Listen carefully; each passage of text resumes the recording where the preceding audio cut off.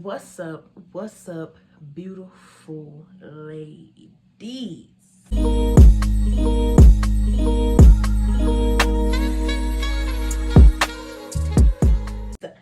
It's your girl, Q the Queen, back at it again with you with another one. What's up? Long time and no see. Did y'all miss me? I know y'all be listening. But what's up? Welcome to another episode of Woman to Woman. This is actually episode 10. 10. You know, I got my handy dandy notebook. Yes, y'all, I know this is so random. Girl, like, where you coming from? Back with the Women to Women's. Y'all, this is my calling. I've decided.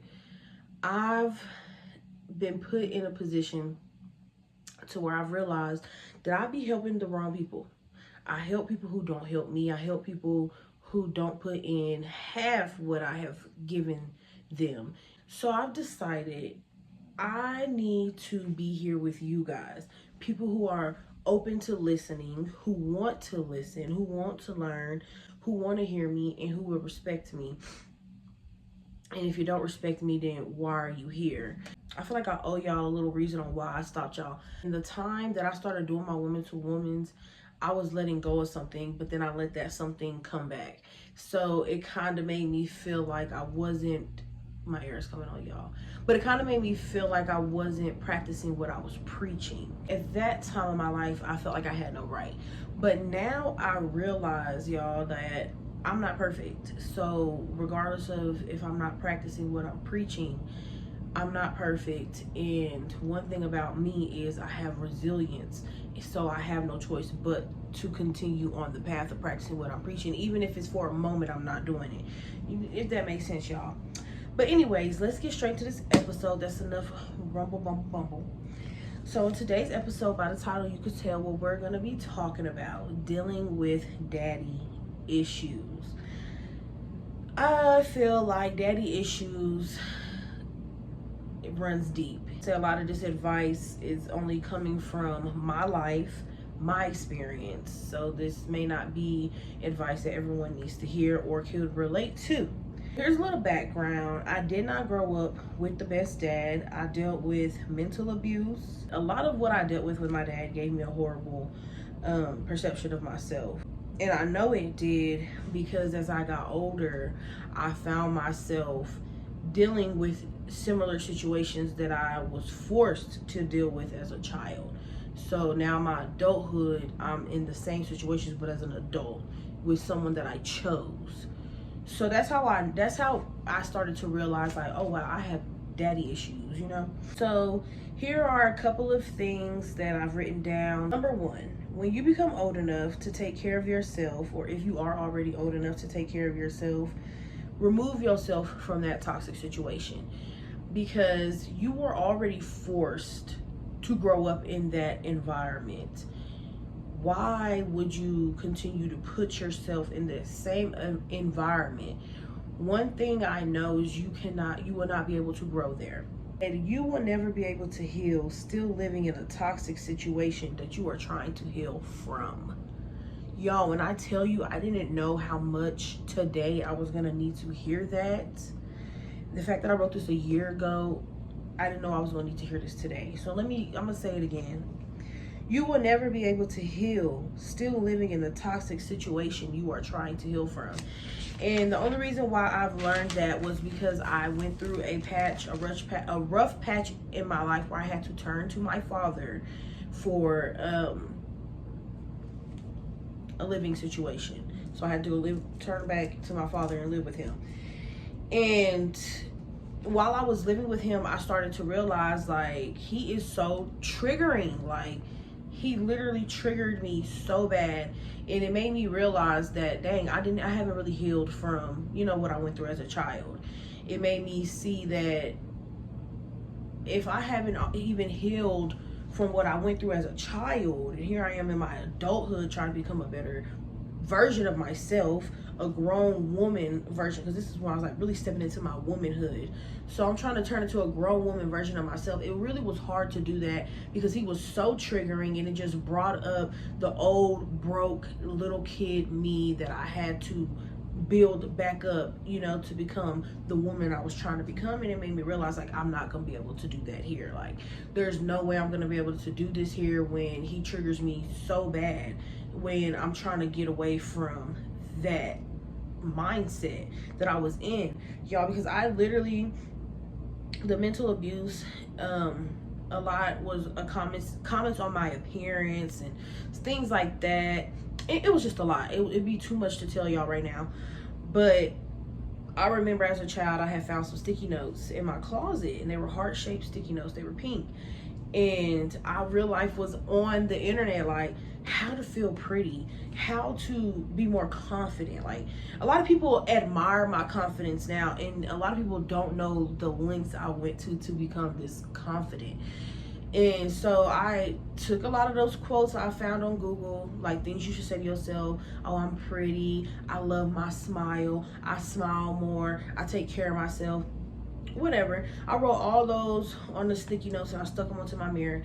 And every morning as a child, y'all, I was probably like 11 when I did this.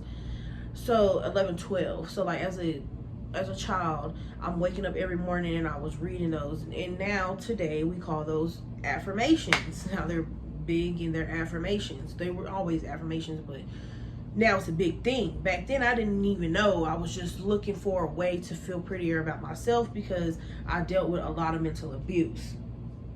So yes, you need to remove yourself from that toxic situation. Sorry, that was kind of long, y'all. Number 2, don't blame yourself. Look, I know, sis, it is so easy to blame yourself. Why wasn't I enough for him to love?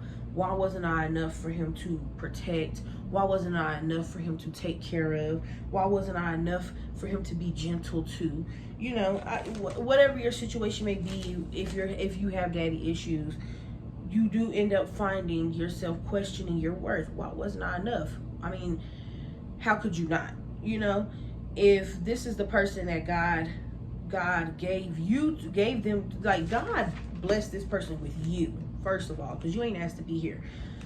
So if this is the person God blessed you with as well, vice versa, if we will, why wasn't I enough?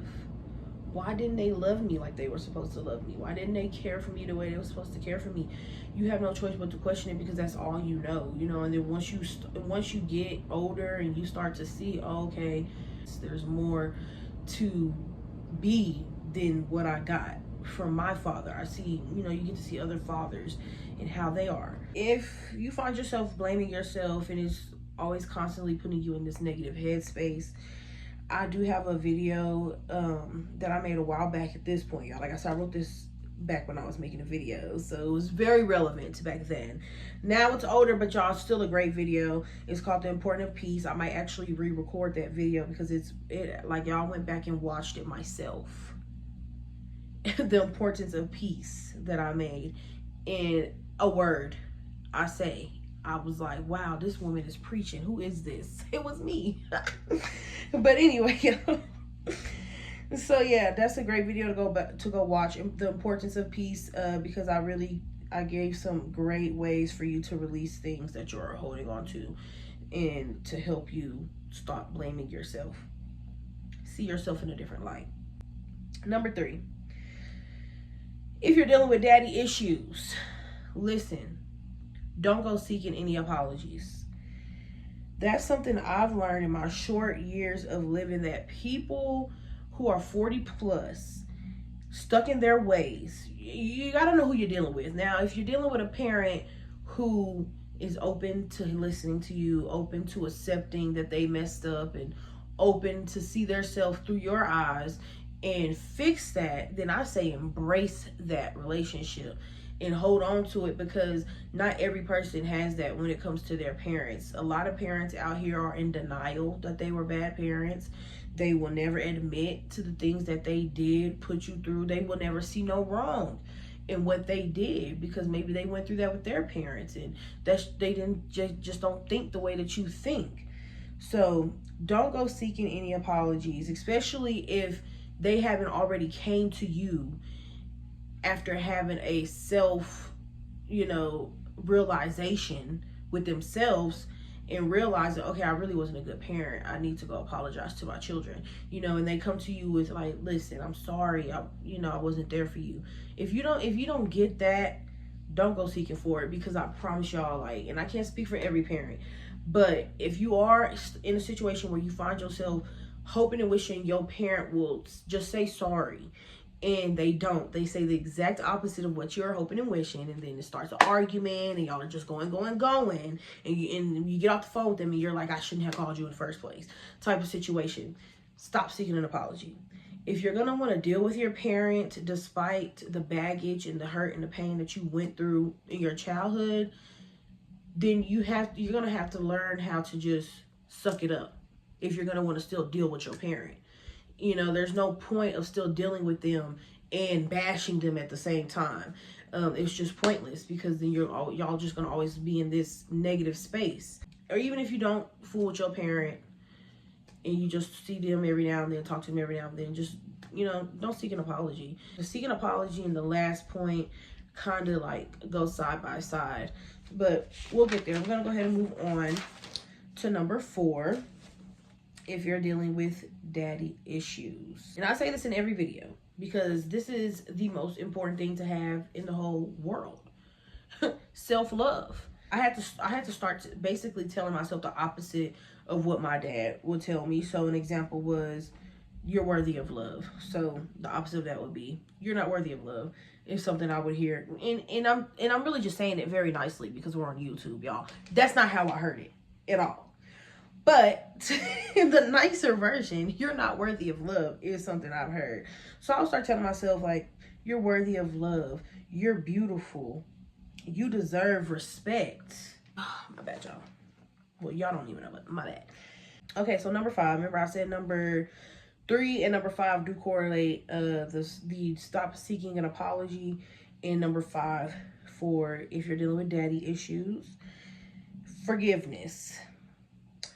Now, I really don't feel like this. I kept it short because I really don't feel like I know too much about forgiveness to really give advice on it. But I do feel like once you are at peace with the situation, and once you can speak about a situation gracefully and even respectfully, regardless of who it's about or what you went through, that's how you know you've forgiven someone, because you're at peace with it. Me personally, y'all, I don't know if I've forgiven just yet. I feel like forgiveness for me personally is very hard, because once I remember, it's like it all comes back. But one way to help me forgive someone is by leaving them alone. Like, I have to leave you alone. Forgiveness, it really is something that's more for yourself than from that other person who caused the pain. Because once you've forgiven, your heart is no longer heavy and your mind is free from the burdens. To like people like your parents, you really have to know how to move and deal with people. And so that way you can hold on to your forgiveness and hold on to your peace, because I honestly feel like it's a thin line between forgiveness and non-forgiveness. Like, once you cross that line of, oh, I have to forgive you, that can be really hard for some people. And so just be mindful of your parent and how to handle them, and just work on yourself. A lot of this stuff is just for yourself, not seeking an apology. I feel like that's big, because if you seek an apology and you don't get it, you're constantly going to be let down, and that's going to hurt you. That don't hurt nobody but you. But yeah, y'all, that's all I got in my handy dandy notebook. Bye.